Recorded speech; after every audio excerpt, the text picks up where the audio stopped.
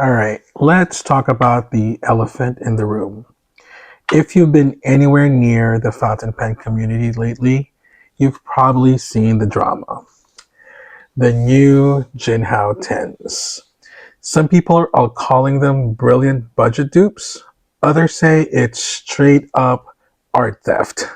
So I don't know what's the deal. But that got me thinking, are we really paying for quality when we buy expensive pens? Or are we just paying for the brand name? Is a $30 pen really that different from a $300 one? Today I'm putting my budget pens head to head with my pricier pens to find out if luxury pens are actually worth it. And let's take it a step further. Does a gold nib really make a difference, or is it just a fancy marketing? I already know this is going to stir up some opinions, so let's talk about it, not fight. Okay? Drop your thoughts in the comments, and while you're at it, click on the subscribe button. So let's get into it. Hello, welcome back to the channel. And if you're new here, thank you for joining me today. So first things first, I think we should talk about price. If you're new to fountain pens, this is probably the first thing that catches your eye. The insane range in cost. Believe it or not, a lot of these popular brands have their own starter pen line, like Pilot, Platinum, Kaweco, Sailor, even Diplomat and Monteverde all have at least one. And that's just a short list. These entry-level pens typically range from $6, which is your Platinum Preppies, to the $35 TWSBI Ecos. There is definitely a pen out there that would meet your budget if you just want to try out fountain pens. But then, on the other side of the price spectrum, you see these pricier pens that start in the hundreds and can even skyrocket into the thousands, even 10,000s. And yes, there are pens out there that cost as much as a car. It's insane, right? The price gap can feel overwhelming and even intimidating at first. Some people get turned off thinking, is this really worth it? And then comes social media, those beautifully curated shots of Grail pens, the latest releases, the limited editions, special editions. You see it, you want it, and before you know it, FOMO hits hard. Congratulations, you just purchased a $300 pen. Welcome to the fountain pen rabbit hole. And that's a good segue, actually. I never claimed to be a fountain pen collector. I just enjoy writing with fountain pens and admiring the designs. To me, the true collectors are the Montblanc, St. Dupont, Caran d'Ache folks, the ones always hunting down hard to find limited edition pens. And honestly, I don't think I'll ever reach that point. I'm perfectly happy to be referred to as a pen enthusiast. Like, I would rather buy a Visconti Homo sapiens Lotus Garden over a Montblanc Meisterstück 149. They're in the same price range, but I go for looks over legacy. Call me shallow, but I love colorful pens. But back to pricing. What I love about this hobby is that there's a space for everyone. Whether your pen costs less than a Happy Meal or as much as someone's mortgage, there's no wrong way to enjoy fountain pens. And I also want to add that the fountain pen community, the best community out there, does not judge at all. And this is why I'm in love with this hobby. Sure, you'll get a couple of outliers out there, but best believe you will have an army of your fellow fountain pen enthusiasts to fend them off on your behalf. It's true. And that brings us to design. A lot of these starter pens keep things simple. Like, good example is the Pilot Kakunos. Uh, but if you venture into brands like Jinhao, the Hongyan's, the Mahjong's, you'll find some pretty stunning designs for a fraction of the cost of luxury pens. Sometimes it's mind-boggling. Like, take the Jinhao 10s for example, right? It is not an exact replica of the Violet Vanishing Point, but let's be real, it's pretty damn close. And at $20 compared to the Vanishing Point's $170 starting price, that's a huge difference, right? So, is the price difference justified? Let's find out. All right, let's talk about one of the biggest debates in the fountain pen world: steel nibs versus gold nibs. Is gold actually better, or is it just a fancy marketing tactic? Steel nibs are everywhere. Most starter and mid-range pens come with them. Gold nibs, on the other hand, are often reserved for higher-end luxury pens. But what is the actual difference? Let's break it down. Steel nibs are sturdy, reliable, and affordable. They don't have much flex, but they're consistent and come in a variety of grinds. You can get some super smooth steel nibs and even ones with a little feedback depending on your preference. For example, the Twisbees comes in steel nibs, and these are super soft. I love my Twisbees, as well as the Kaweco Sports, those little pens, buttery smooth. I don't know, like the Germans knows how to make their nibs. While the Pilot Kakunos, these are also steel nibs, but they have a little bit of feedback to them, as well as the Esterbrook STs that comes in steel nibs. They have this amazing feedback that I personally love. So basically, it really comes down to your preference. Steel nibs are also low maintenance. They don't corrode or wear down easily, so they're perfect for everyday use. The downside is they can feel stiff compared to gold nibs, meaning you don't get much variation in your writing unless the nib is specifically designed for flex. I mean, you would see that for certain pens. Some will have like flex fine nibs or flex extra fine. I have that, and some really give you some line variation, some not so much. So, but those can really flex. If you are a heavy writer like me, if you're going to write a whole dissertation with your fountain pens, then it would put a little stress in your hands because it is pretty hard. Gold nibs. All right, so let's talk about gold nibs now. Gold nibs, on the other hand, especially the 14K and 18K nibs, they tend to have a softer feel when writing.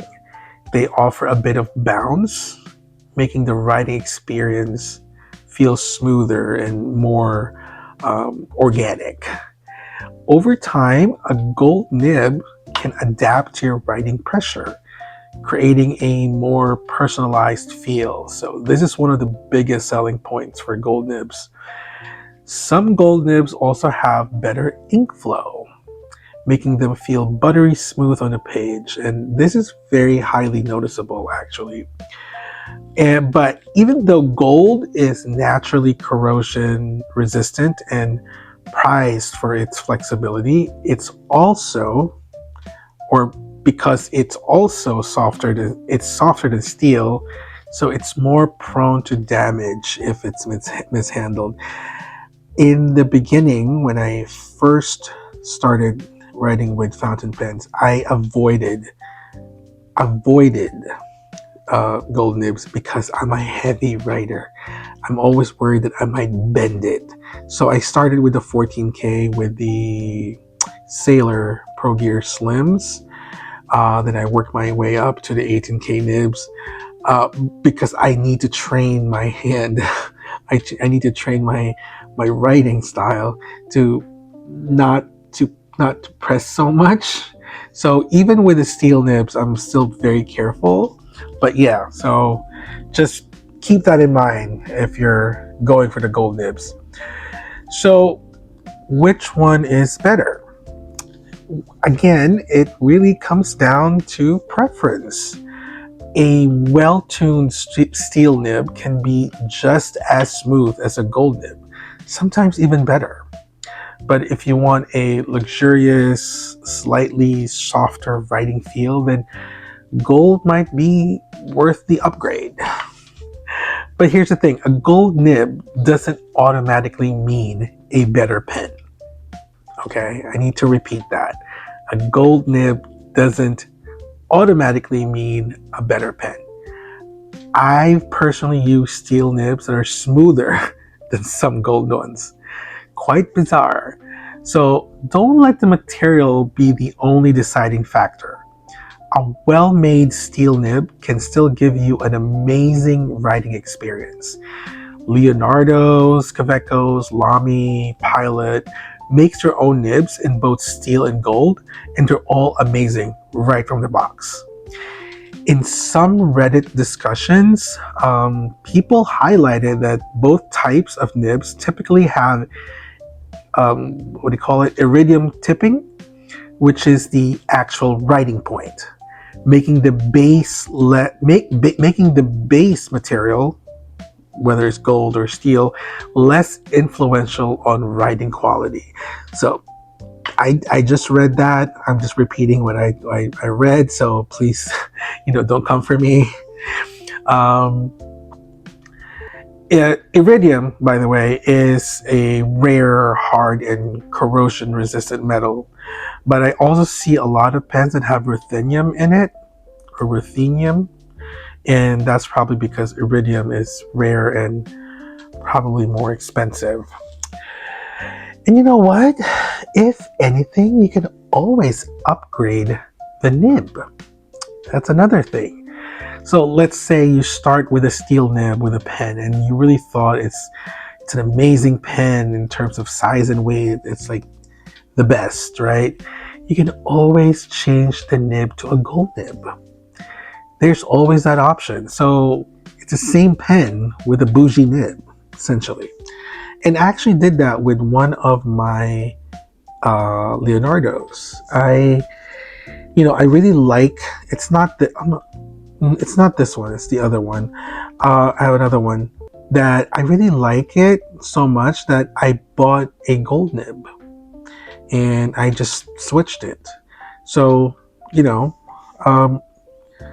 so I have one gold nib from Leonardo, and it's the same pen. I started with a steel nib. I bought it with a steel nib, and then now it's gold. So you always have options, right?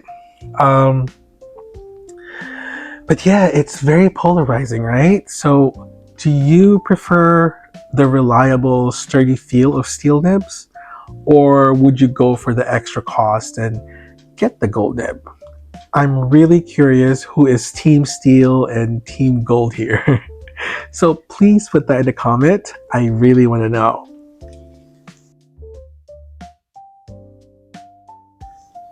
All right. Now let's talk about what really matters, how they write. I'll be comparing some of my starter pens with my pricier ones. Let's start with these two cute ones. This one right here is the Jinhao 82, which is a dupe of the Sailor Pro Gear Slim. Obviously the Pro Gear Slim has a 14K nib, and this one is a steel nib. So let's see how they compare. I'm gonna use the Jinhao first. This is the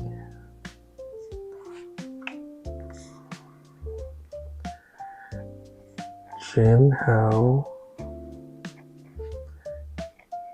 82. There is some feedback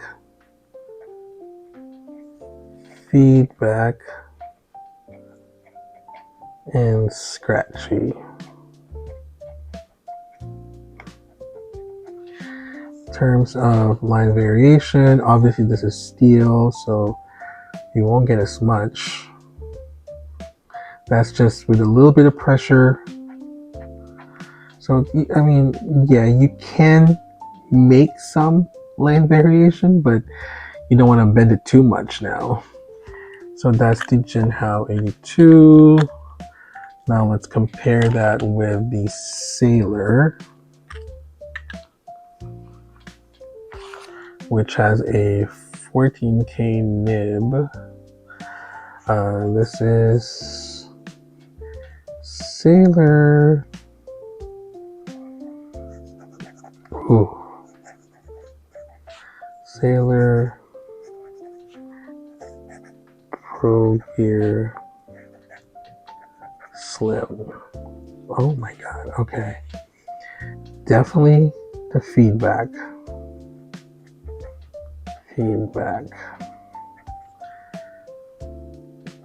Writes like a pencil. It's very satisfying. Not scratchy at all. Let's see some. See, even when I'm like putting pressure. Oh, love that sound. So, you know, I'm a little bit more biased. I do like the Sailor Pro Gear Slim though. The Sailor feedback is really known. Like everyone knows about that, and I don't think they can make it look exactly the same, you know, with the design, but I don't think they can mimic the Sailor feedback. That's one of a kind. I love my Sailor, so I love my Sailors, but not the Pro Gear Slim. That's a whole different video. Next one is, let's try the Visconti in terms of smoothness. Visconti and the Twisby. Hang on. Okay, so let's start with the Twisby. This is a Twisby Eco. Ooh. Twisby Eco. That's so smooth. Smooth.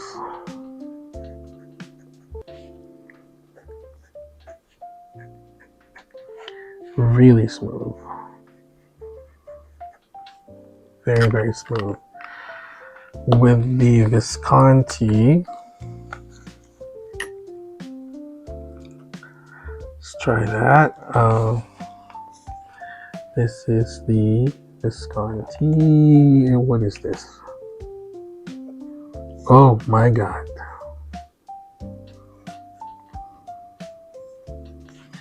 Visconti Opera. Very smooth. It's almost like gliding on the paper.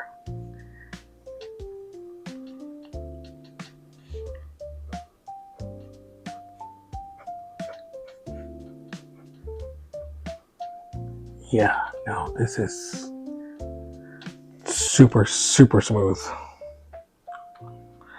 So, I love my Twisbies. If you know me, I love my Twisbies, but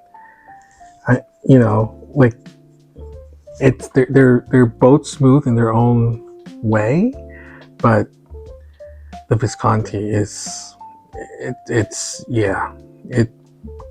feels like it's just gliding on the paper. So I love that one.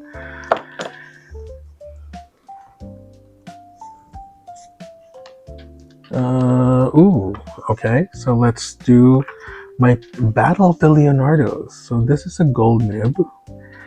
This is a Leonardo. Oh gosh.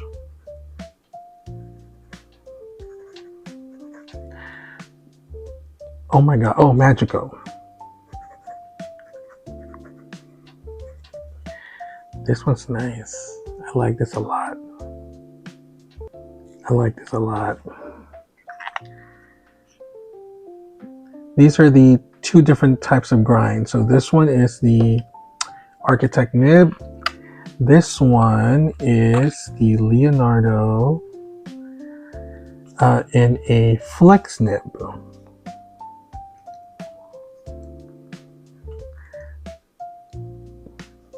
Wow, that is juicy. What is going on?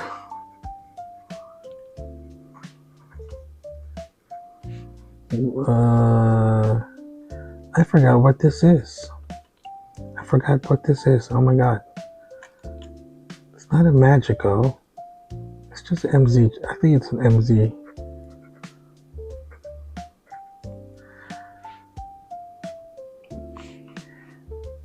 So this one is a Flex Nib. So if you press a little harder, you will get that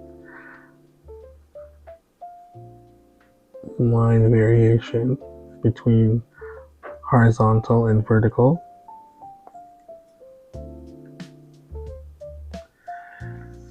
I don't know if you've ever seen a Flex Nib. A Flex Nib has those little notches on the side, so you can, put a little pressure without breaking it. Can you guys see it? Yeah. I mean, just kind of showing you guys that even though I'm using, budget pens versus the more pricier pens, there's really not much of a big difference. Like, yes, the Jinhao has a bit of a little scratchy, but it's not like bad. Like maybe I'm just being. Oh yeah, I can feel it's almost. Well, this one feels like it's like lifting the paper. Like, is it? I don't know. It looks like I'm gonna tear the paper. It feels like it's really sharp. But like a lot of people love this pen actually. The Sailors, you really can't beat it. I'm sorry. In terms of these two, the smoothness, right? I don't know. Like I know it's not fair to put them head to head, right? A Twisby and a Visconti, but I'm just testing the smoothness of it. And honestly, like I would say that yes, the Visconti is much smoother. That's so true. But the Ecos are just as smooth, I think, in its own way. I really don't mind using the Twisbys. It's look how juicy that is. Oh my god. It's so smooth. It really is smooth. So if you don't mind, okay, so it's not as smooth as Visconti, but if you don't mind that, then if you're looking for like smooth pens, Twisby and the Kaweco. I don't have a Kaweco here with me, but those are. Oh wait, I do have a Kaweco. Those ones are very smooth as well. Oh crap! I cleaned them out. I think. Did I? Oh, I didn't. Ooh. See, the Kaweco is almost as smooth as the Visconti, believe it or not. Like I don't even hear any feedback. See? Kawecos are what? $20? Visconti Opera? I'm not telling you. Google it. But it's a big difference in terms of price. Yeah.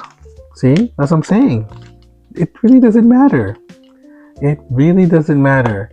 And with this one, the Leonardo's, I think I just want to show you guys the different types of nibs that you can get from a steel nib. You know, steel nib can have different types of grinds. So this one has the architect grind, and this one has the flex nib, which is a steel nib. It's a steel nib, but it's a flex nib. So um, maybe because I just inked it, it's not giving me. It's super juicy. It's not supposed to be that juicy.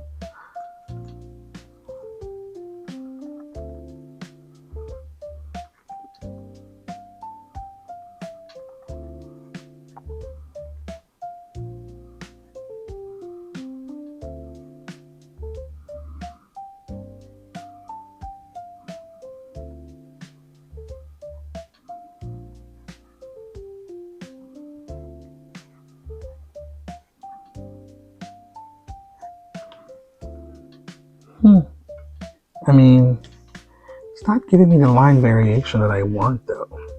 I don't know. Maybe I'm not holding it correctly. That is juicy. Anyway, yeah, that is a flex nib. If you're interested.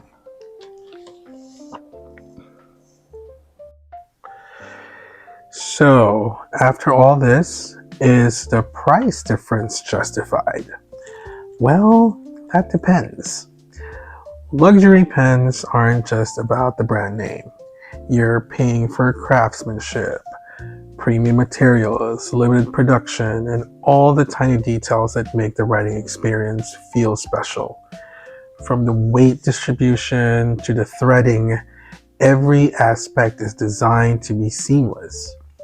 And let's be honest, sometimes you're also paying for the prestige of owning a high-end brand. But does that mean a budget pen or even a pen from an independent maker can't be just as good? Not at all. In fact, I have the perfect example. I recently got a Zodiac pen, which is an independent pen maker. And let me tell you, it's stunning and it's affordable. Okay. Not Twisby Eco affordable, but it's in the mid range, right? The resin was designed by Jonathan Brooks. It's called Galaxy Prime, so look it up. And I've seen that exact blank used on Leonardo pens, Conklin, and even in other indie makers. So, so now Leonardo does make their own nibs and adds their signature touch, which of course adds to the cost. But is that markup justifiable? Honestly, I think so. That said, am I totally okay with getting the same beautiful blank from an independent maker at a much lower price? Absolutely. Sure, it comes with a standard Yovo nib, but I still appreciate the craftsmanship and the care that went into making the pen. And there's always something special about supporting independent pen makers, knowing that each pen was made with attention and passion. At the end of the day, there is no right or wrong way to enjoy fountain pens. Whether you love luxury brands, budget finds, or indie creations, there's a space for everyone in this hobby. So yeah, listen, if you have the Namiki or the Montblanc Masters money, go for it. Hello, more power to you. And if you want to stick to your Jinhaos and Pilot Kakunos, there is absolutely nothing wrong with that either. So, question.